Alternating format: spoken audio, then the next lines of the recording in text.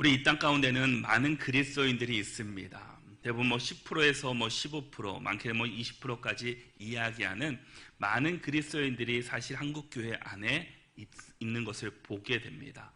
그런데 이 많은 그리스도인들 간에 그 중에서 과연 예수님께서 말씀하시는 제자의 모습은 얼마나 될까? 이 많은 그리스도인들 가운데 나는 과연 무리 안에 속한 사람인가 아니면 제자에 속한 사람인가? 이 말씀을 통해서 함께 우리가 어디에 속한 사람인지에 대해서 함께 또한 말씀을 통해 알고 또한 나는 어떤 사람이 되어야 되는지를 다시 한번 돌아볼 수 있는 시간이 될 수 있기를 바랍니다. 예수님은 이 땅에 오셔서 주의 복음을 전하실 때 많은 사람들이 예수님 곁으로 다가왔습니다. 예수님을 따르는 많은 무리들이 생겼다라는 겁니다. 그런데 그들은 각자 나름대로의 목적과 이유를 가지고 주님을 따라왔습니다. 자신들의 바람을 또 이루겠다라는 열망을 가지고 또 예수님을 따르는 무리들은 정작 그가 누구인지 알지 못한 채 예수님을 따라온 사람들도 있었다라는 겁니다. 이와 달리 예수님의 제자들은 어떤 사람입니까? 예수님의 부르심을 받은 사람입니다. 그리고 그는 주는 그리스도시요 살아계신 하나님의 아들이십니다라고 고백했던 사람들이었습니다. 예수님은 제자들에게 복음 곧 구원자로 오신 예수님께서 이루실 구원의 길에 대해서 말씀해 주셨습니다. 십자가의 고난을 받고 죽임을 당할 것이고 이 죽임을 이기고 사흘 만에 다시금 살아나실 것이라고 예수님은 우리에게 분명하게 말씀하셨습니다. 그러나 제자들은 예수님의 말씀을 도저히 이해하지 못하고 있습니다. 예수님께서는 이것이 우리의 구원을 이루는 길이라고 분명하게 선포하셨고 말씀하셨음에도 불구하고 제자들은 그 예수님의 말씀을 도저히 이해하지 못했다라는 겁니다. 이것이 이 땅에 오셔서 예수님이 걸어가신 길임을 우리에게 말씀해 주셨지만 어떤 사람은 그 말씀에 잘 귀기르는 사람이 있었고 어떤 사람은 전혀 그 말씀과 무관하게 예수님을 따라온 사람들도 있음을 보게 됩니다. 그러나 예수님을 따랐던 사람들은 예수님의 말씀이 무엇인지 알지 못했고 또 오로지 자신들의 이익과 목적만을 위해서 자신들의 소망만을 바라면서 그것을 따라왔습니다. 그런데 마지막 예수님께서 십자가에 죽으시고 다시금 부활하시고 승천하신 후에 남은 사람들이 과연 누구였습니까? 어떤 사람이 예수님을 끝까지 기다렸고 끝까지 예수님의 말씀 앞에 남아있는 사람이었습니까? 때로는 실수할 수도 있고 또 예수님을 부인할 수도 있습니다. 그리고 도망갈 수 있지만 회개하고 주께로 돌아온 사람, 끝까지 예수님의 말씀 앞에 나온 사람, 주의 길을 걸어간 사람들을 하나님께서는 사용하셨고 그들을 통해서 하나님의 역사가 새롭게 진행되고 있음을 볼 수 있습니다. 과연 그들이 누구였습니까? 예수님께서는 이제 이 벳세다라는 곳에서 이제 가이사랴 빌립보 지역으로 이제 자리를 옮기게 됩니다.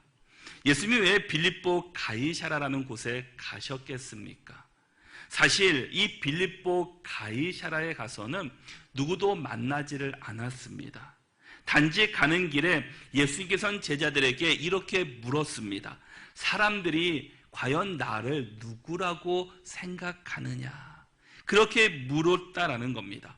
이 베드로가 이 물음 앞에 예수님을 따르는 것이 어떤 것인지를 예수님께서는 설명하시게 됩니다. 단지 이 대화를 하시기 위해서 그 곳은 이 빌립보 가이사랴라는 곳으로 예수님이 과연 가셨겠냐라는 겁니다. 자신이 메시아임을 확인하고 싶어서 그곳을 가셨겠습니까? 메시아라는 사실을 자랑하고 싶어서 그곳을 가셨겠습니까? 그것은 결코 아니었습니다.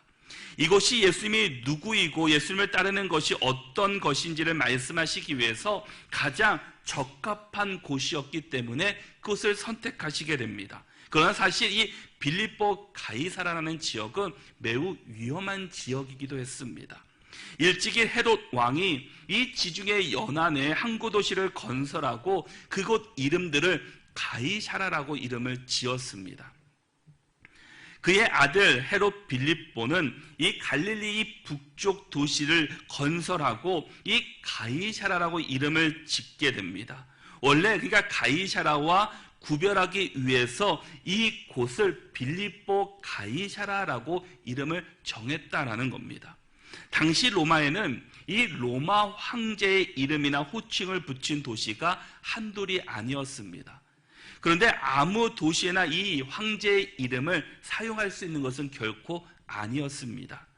로마 황제의 위용이 어울리는 그 규모의 도시였거나 또 도시의 가장 높은 곳이나 한복판에 황제를 위한 신전을 만들어야 하는 그런 곳이어야 됩니다. 즉 빌립보 이 가이사라는 로마 황제가 신으로 군림할 수 있는 적합한 도시였습니다.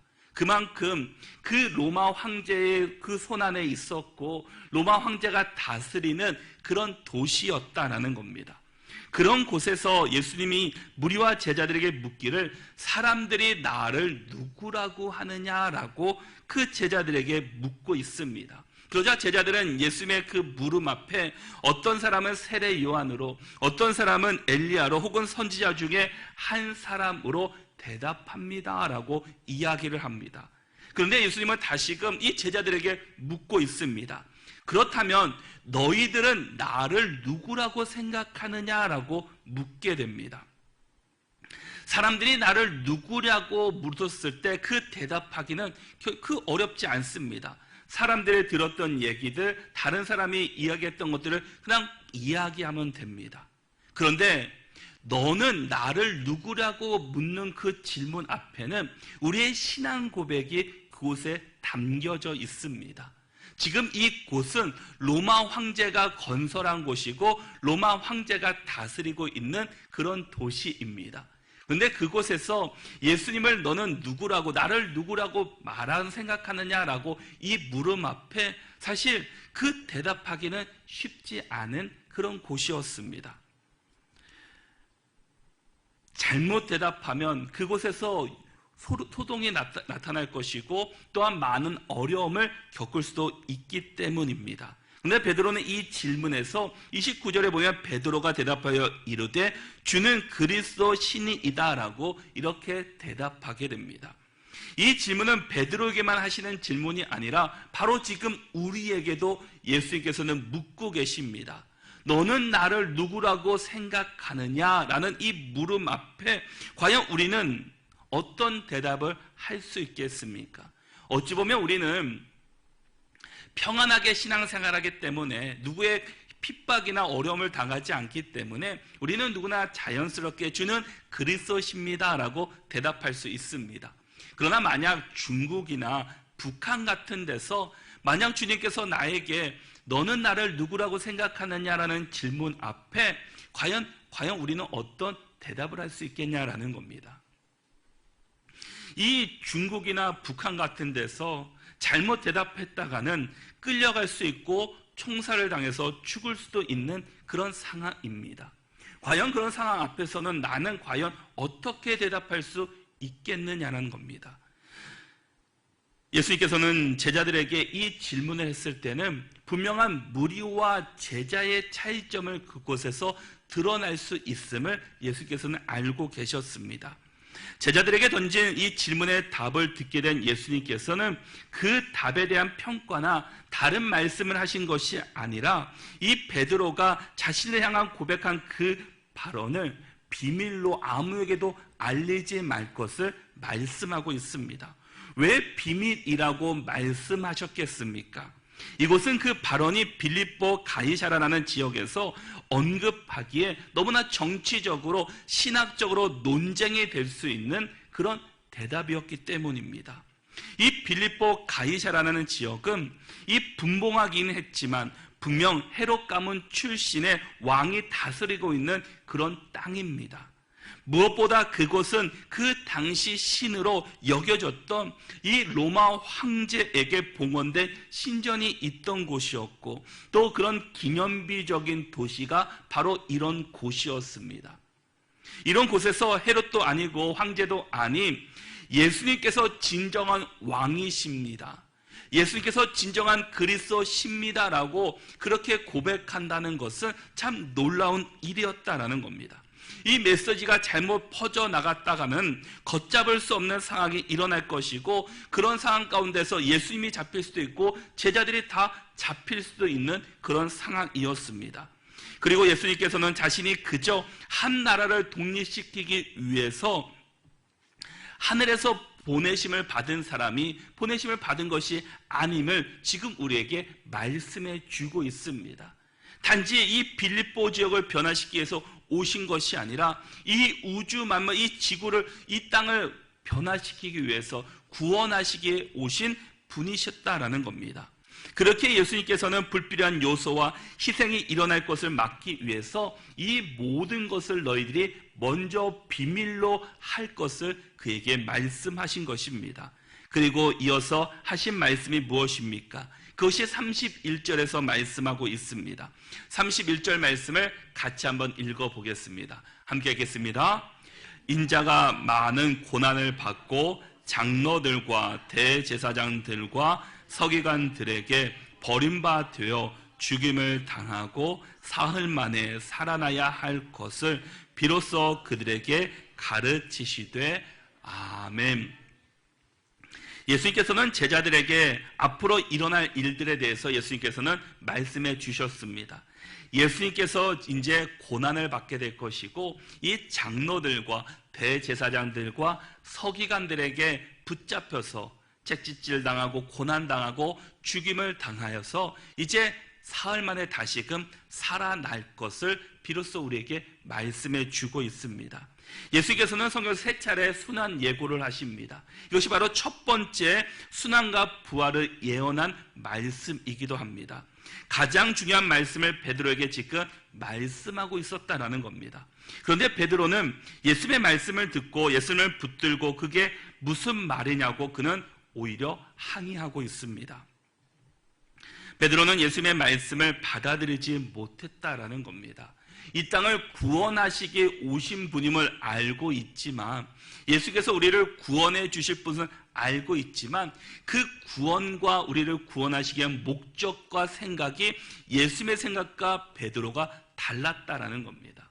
예수님은 내가 붙잡혀서 죽고 십자가에 달려서 죽고 3일 만에 다시금 살아나서 너희를 구원하실 것을 말씀하고 있지만, 이 베드로는 그런 것이 아니라 예수께서 이 땅에 오셨으니까 지금 대제사장들, 장로들, 서기관들, 지금 악한 무리들을 다 예수께서 다 쫓아내시고 지금 예루살렘의 가장 높은 곳에 왕으로 예수님이 올라가실 것이라고 그들은 생각했습니다. 그렇기 때문에 그들은 어떻습니까? 자신들의 그 목적, 자리를 지키려고 그들은 나도 알지 못한 채 스스로 그것들을 생각하고 서로가 때로는 싸우는 모습들도 볼 수 있습니다. 베드로는 아직 예수님의 말씀을 이해할 만큼의 그런 믿음을 갖지 못하고 있었다라는 겁니다. 과연 어떤 사람이 무리이고 제자이겠습니까?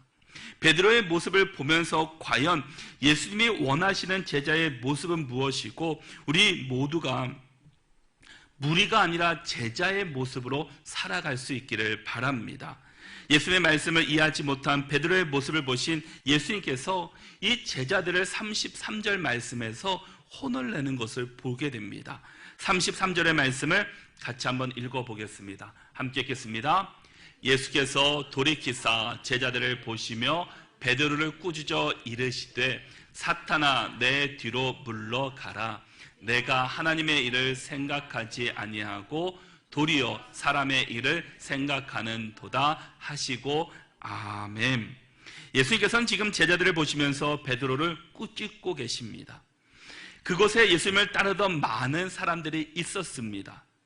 그런데 지금 예수님께서는 제자들을 보시면서 이 베드로를 꾸짖고 있다는 겁니다. 베드로에게만 말씀하시는 것이겠습니까?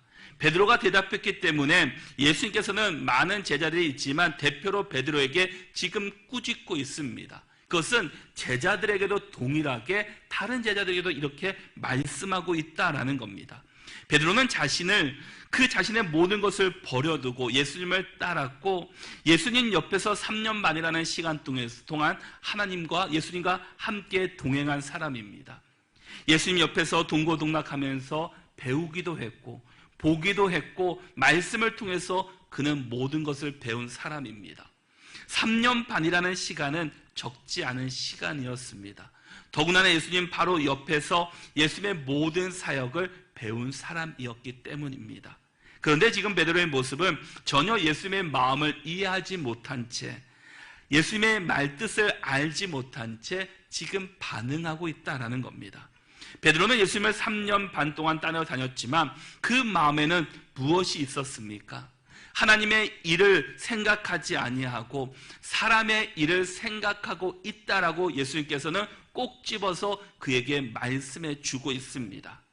베드로와 제자들은 예수님을 따라다니긴 따라다녔지만 예수님의 말씀도 들었고 예수님의 행하신 모든 모습도 보였지만 그 모습 안에 진정한 예수님을 만난 것이 아니라 그 안에 자신의 의가 더 많이 드러나고 있었다라는 겁니다. 어찌 보면 이 세상에 많은 그리스도인들이 있습니다. 각자가 또 예수님을 구주로 고백하고 또 예수님을 잘 섬기는 사람도 있습니다. 그런데 어찌 보면 이렇게 베드로와 제자들과 같이 다른 예수님의 진정한 목적이 아닌, 주님의 뜻이 아닌 자신의 목적과 뜻을 이루기 위해서 그렇게 살아가는 사람들도 있다라는 겁니다. 예수께서는 그런 사람들을 향해서 지금 우리에게도 말씀해 주고 있습니다. 똑같이 우리에게 말씀해 주시듯 사탄아 내 뒤로 물러나라. 내가 하나님의 일을 생각하지 아니하고 도리어 사람의 일을 생각하는도다. 이 말씀이 과연 우리에게도 그렇게 꾸짖음을 받는다면 과연 우리는 어떻게 되겠냐라는 겁니다.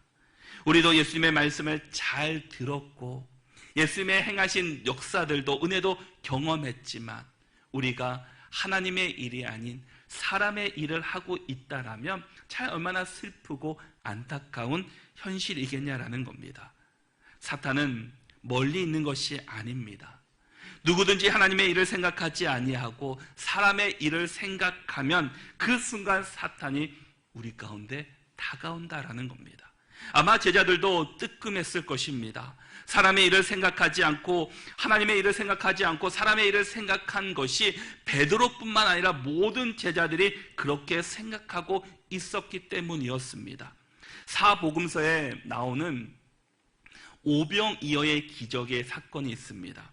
보리떡 5개와 물고기 2마리로 5,000명, 남자만 5,000명을 먹입니다. 그리고 여자와 아이들까지 다 합친다면은 2만 명이 좋게 넘을 그런 많은 사람들이 모였습니다. 그들이 다 먹고도 12바구니가 남는 놀라운 은혜를 경험하게 됩니다.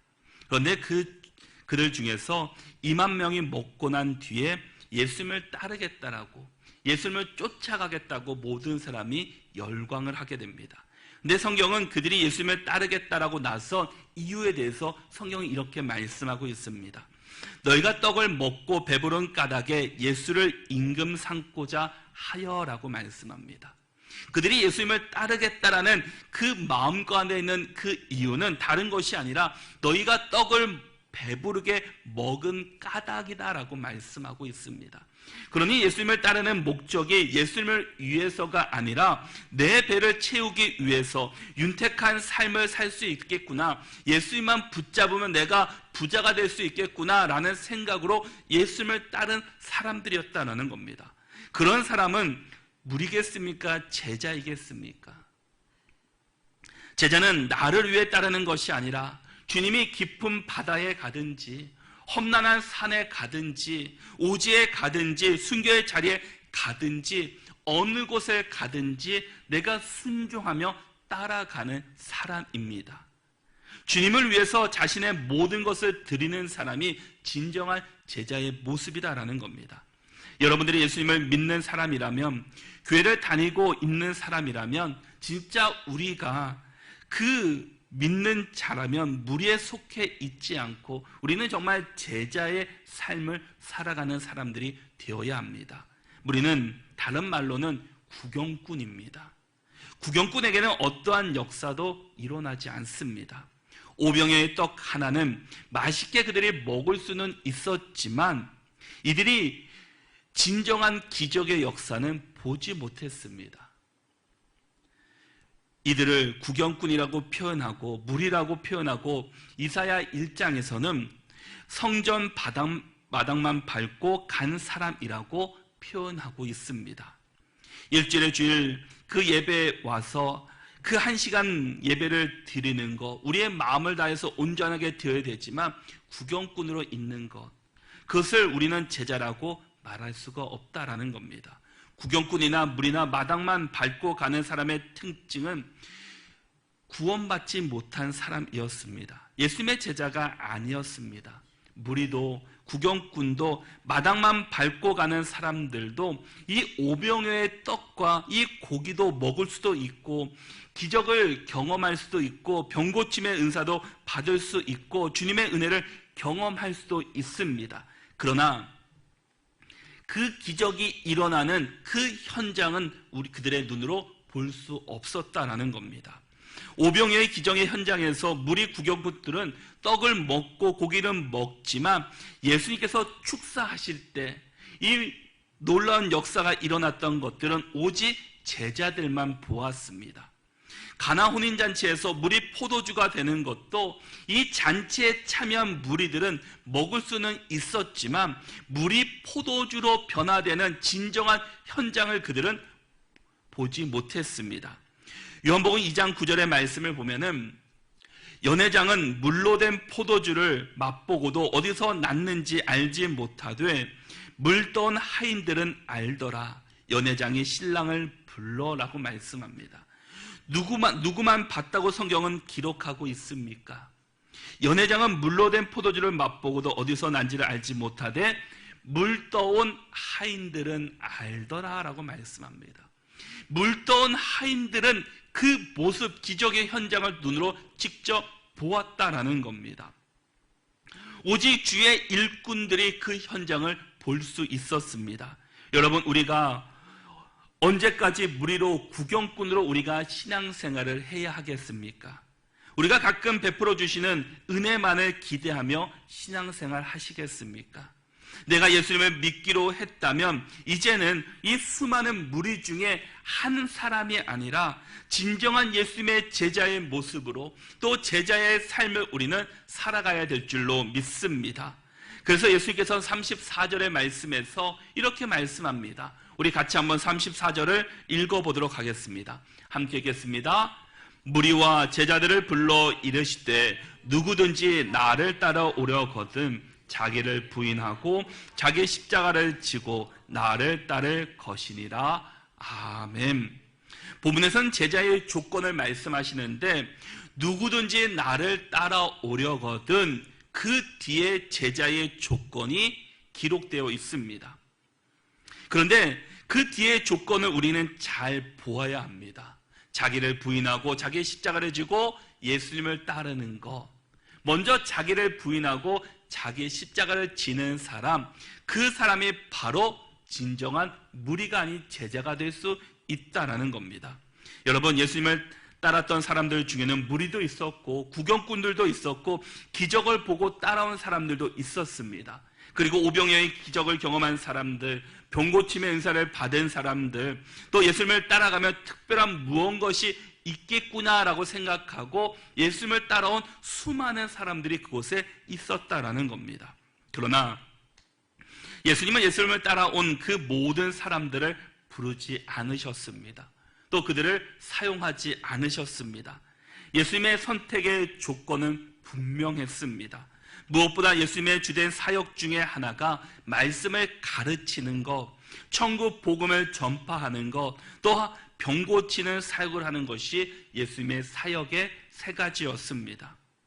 제자로 부름받아 예수님을 따라 이곳까지 왔지만 그들의 생각과 마음은 다른 곳에 있었다라는 겁니다. 예수님께서는 지금 그들에게 진정한 제자의 모습이 무엇인지를 그들에게 묻고 있습니다. 그러면서 무리와 제자들을 불러두시고 누구든지 나를 따라오려거든. 너희들이 지금 이곳까지 왔지만 이제 주님의 진정한 그 사역의 현장으로 가기 위해서 너희들이 나를 지금 따라오려거든 이런 것들이 너희 안에 있어야 한다라고 말씀해주고 있다는 겁니다. 예수님은 지금까지 그들의 필요한 것들을 채워주셨고 그들의 아픈 부분들을 만져주셨고 그들이 원하는 것들을 베풀어 주셨습니다. 그런데 이제는 그런 것이 아니었습니다. 이제 예수님께서는 말씀하신 것처럼 대제사장들, 서기관들 그런 사람들에게 내가 잡혀서 이제 고난을 받게 될 것이고 십자가를 지게 될 것이고 이제 3일 만에 부활할 것임을 그들에게 말씀해 주고 있습니다. 그런데 이 지금 모여있는 사람들은 그 예수님의 고난과 예수님의 십자가의 죽음 앞에 자신들의 믿음이 흔들리고 있었다라는 겁니다.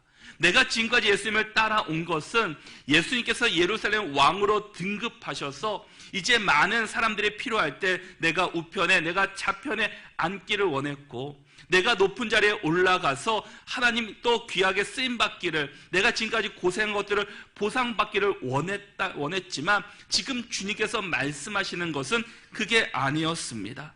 무리 중에 한 사람이 아니라 진정한 제자가 되기 위해서는 우리에게 뭐라고 말씀하고 계십니까?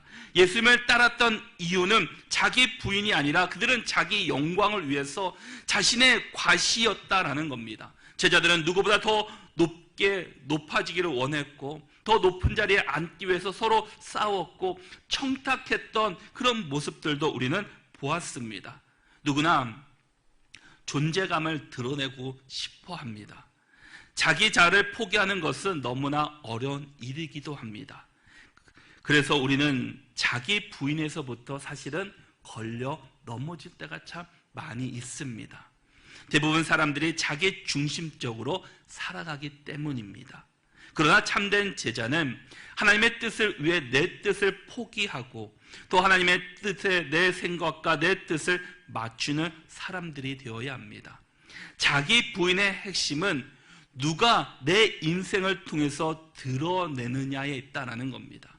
나를 통해서 하나님이 드러나는 사람, 나를 통해서 하나님을 증거하는 사람이 진정한 제자의 모습이다라는 겁니다.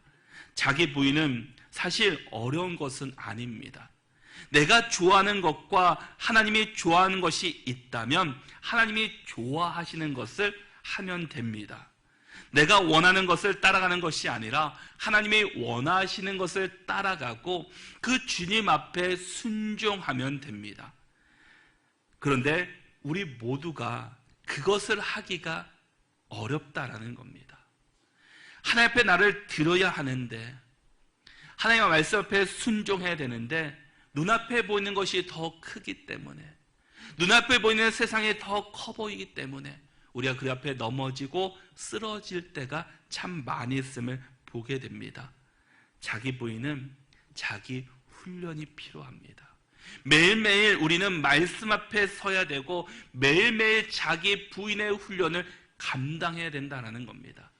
그것이 바로 예배의 자리고 또 말씀 묵상의 자리고 기도의 자리를 통해서 우리는 그것들을 감당해 낼 수 있어야 합니다. 과연 우리는 예수님의 그 참된 제자 안에 내가 속해 있는가? 예수께서 말씀하시는 대로 누구든지 나를 따라오려거든 자기를 부인하고 자기 십자가를 지고 나를 따를 것이니라. 정말 우리는 나를 부인하고 내 십자가 예수 그리스도를 붙잡고 걸어갈 수 있을 것인지, 예수께서 지었던 그 십자가를 과연 내가 짓고 그 골고다 언덕을 내가 올라갈 수 있을 것인지, 우리는 다시 한번 우리의 모습을 보고 우리가 정말 수많은 무리들 가운데 한 사람이 아니라 정말 주님께 선택받은 참된 제자로서의 삶을 살아가는 우리 모두가 될 수 있기를 바랍니다. 하나님께서는 우리 모두를 제자로 불러주셨습니다. 부르셨을 때는 제자들은 자기의 모든 것을 버려두고 예수님을 따랐던 사람들이었습니다. 베드로는 배와 아버지를 놔두고 그 예수님을 따랐습니다. 베드로에게 배와 아버지는 자신의 전부와도 같은 것입니다. 자신이 평생 쌓아놓은 이 배, 또 이 현장, 나의 생명 같은 아버지를 버려두고 놔두고 예수님을 따랐다라는 겁니다. 얼마나 놀라운 결단이었습니까? 세리인 마태도 세리가 되기 위해서 많은 노력을 한 사람입니다. 수에 밝아야 되고 또 열심히 공부해야지 이 세리라는 직책을 가질 수가 있습니다. 그는 그 자리에 올라가기 위해서 많은 고난도 당하고 수치를 당하고 열심히 노력해서 그 자리까지 올라갔습니다. 이 올라가서 이제 많은 것을 누릴 수 있을 거라고 생각했던 그때 그 모든 것들을 버리고 예수님을 따랐다라는 겁니다. 자신의 전부와 같은 것을 버려두었다라는 겁니다. 그것이 바로 자기 부인의 모습입니다. 자기 십자가, 그것을 짊어지기 위해서 자신의 모든 것을 내어두었습니다. 여러분, 우리 주님께서 여러분들을 지금 예수님의 제자로 불러주셨습니다. 수많은 무리들 중에 한 사람으로 불러주신 것이 아닙니다. 우리 모두가 자기를 부인하고 자기의 십자가를 지고 참된 그 예수님의 제자의 길을 걸어갈 수 있기를 바랍니다. 다른 사람들처럼, 이 무리들처럼 은혜를 경험할 수도 있고 하나님 베풀어 주신 그런 것들을 그 오병이어의 떡과 고기도 먹을 수도 있고 또 병 고치면 은사도 받을 수 있지만 정말 우리가 제자가 되어서 그런 것에 만족하는 것이 아니라 정말 그 기적의 현장, 그 기적의 놀라운 은혜를 우리가 누릴 수 있기를 축복합니다. 그래서 우리 모두가 무리의 한 사람이 아니라 참된 제자들이 되어서 하나님께 영광 돌리시고 하나님의 깊으신 뜻을 깨달았고 또 주님의 그 길을 함께 걸어갈 수 있는 우리 모두가 다 되시기를 바랍니다.